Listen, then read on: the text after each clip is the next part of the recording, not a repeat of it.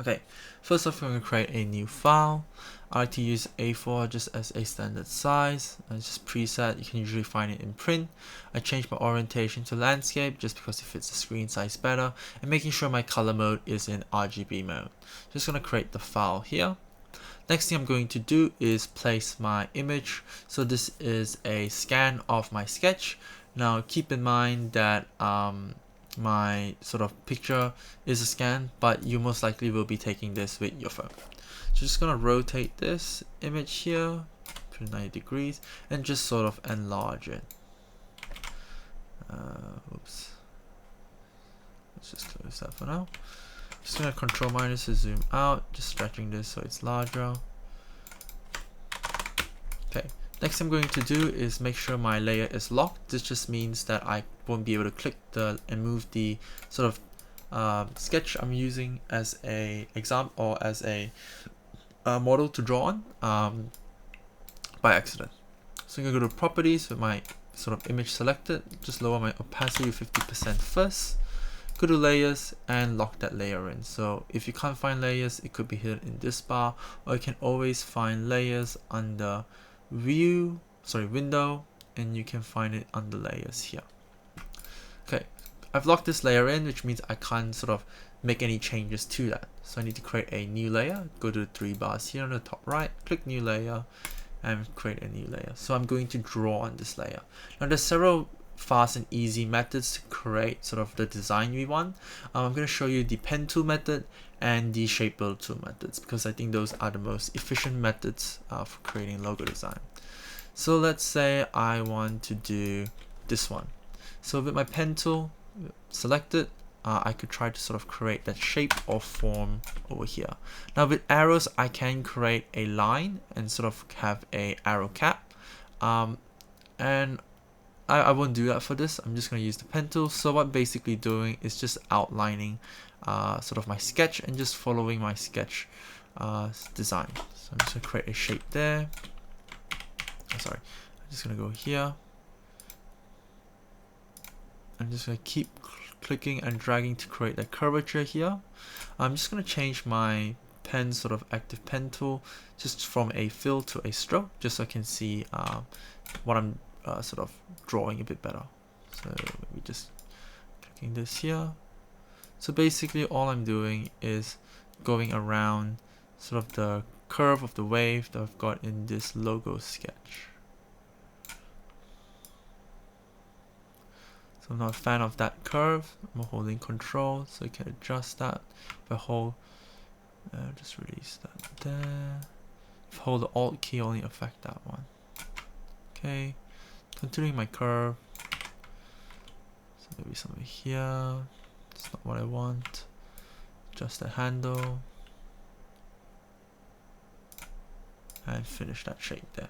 So now I can change it back to a fill. And I sort of have this weird looking curve. If I'm not happy with it, I can always go in, sort of adjust some of that curves I've got here, just moving my handles around and so on. Okay, do the same thing. I can do the same thing with the arrow down here if I wish to. I could also use, for example, with this line, since it's a stroke, I could also use the pen itself. So if I were to create a line like so change that to outline, go to properties, I can increase my stroke thickness, and also when I click the word stroke, I can actually sort of give it an arrowhead. Oops, wrong direction, so this one, and we might make the scale a bit smaller, so that it's a bit more realistic and sort of the size that we want. Find a flat cap arrow. Now let's say I'm not too happy with this exactly, especially the arrow's thickness, and I want to make sort of this design a bit more foolproof. I'm just going to quickly add an anchor point here. But let's say I want to make this design a bit more secure or modify so that some of it is a bit thicker. I can actually click on this stroke and go to Object, Path, and Outline Stroke. So that converts what was originally just a sort of stroke or line into a shape that I can manipulate with handles and anchor points to drag around. Now for text, I can use my text tool or type tool, sort of type in change the font, maybe something like say something like this one. Change it to a shape, so type, create outlines, convert set to a shape. Now I can individually sort of click, just gonna convert to the other mouse. So right now, once I convert it to a shape, they have sort of combined together, they're sort of grouped together automatically. If I want them as individual shapes to make it easier for me to move them around, I just need to go to ungroup. So now I can click the R individually and by itself, and then I can drag it and resize it if I wish to sort of fit my logo design. I can also change the individual anchor points. So if I click on the direct selection tool and the shape, you can see I can click and drag the anchor points. So this is useful if I want to shape it and sort of make it fit sort of the rest of the design. The other method mainly has to do with using the shape builder tool. So let's say I'm doing the bottle here. I might use shapes, sort of like when we are sketching, we're sort of simplifying a more complex shapes into its simpler forms almost. So I might change this to the outline, drag this in a bit, rotate it a bit. I'm going to give it rounded corners, sort of that bottle look or shape. And then we're going to have the little top of the bottle lid. I'm actually just going to copy this one so it's at the same exact angle, so I don't have to modify it too much. Remove those curves, bring this one down, add curves only on the top for the bottle lid, drag that into the center of this, and I might also add some rectangles here. So I do want the same angle, so I'm just going to copy and paste this. Oops. Make these into little skinny parts, so just so I can create lines out of these.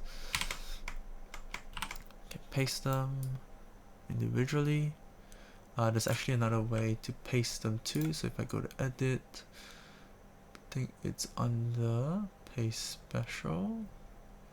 If I can remember where it is, transform actually, move. Let's see if I remember how to do this right. Object, transform again. Control, and when you control Alt, when you Alt key, it creates a copy of the previous one. So if I move it over here, I'm pretty sure it will allow me to go to transform and transform again. There we go. So transform again, Control D. There we go. So now I'm going to use this the shape builder tool to sort of help me cut this out. So shape builder tool, I'm combining my this part with the sort of core center. I've cut this off here, and I've got these lines that I'm going to use to cut it. So holding the Alt key removes parts of it. So I'm going to remove all of this, and I'm going to remove this sort of to create the little lines or indents in the design of the bottle, like so. Now to color this in, I could treat this as shape. So let's say I convert to shape and sort of color it in that way, give it an outline. Or I could also actually use the live paint bucket. So with this tool, I just select a color and I'm sort of clicking the area I want to be filled in. It's a bit like using, thinking of like a coloring book, and I'm just coloring in different areas that are sort of bordered off by the lines. Same thing with this, it's a shape, which means I can easily change the color by clicking it and adjusting it. Great thing about this program too is that it is a vector-based program, which means I can resize it infinitely without actually losing quality in the drawings or in the shapes, because this is not pixel-based like you would in a photo editing program, but it's all vector-based or mathematically calculated. But yeah, there's some basics of it. One other thing with text, for example, if you don't want to use a font, you could always just use a pen tool or shape tool, whatever you prefer, to actually just create the shapes or letters themselves. It has a chance of creating a more organic feel. Or even if you really wish to, you could even use a, let me just delete that one. You could even use something like a paintbrush tool, which creates a stroke, or the sketch tool, pencil tool, which also creates a stroke as you create it, but it's less smooth or not as smooth as the pen tool, so it might look more organic, if that is sort of the intention that you want to go for. Let's say these two, create them as a shape build tool, or live paint bucket, which means the inside is separated, and we can clear that out if that's sort of your designs or aesthetic that you are looking for.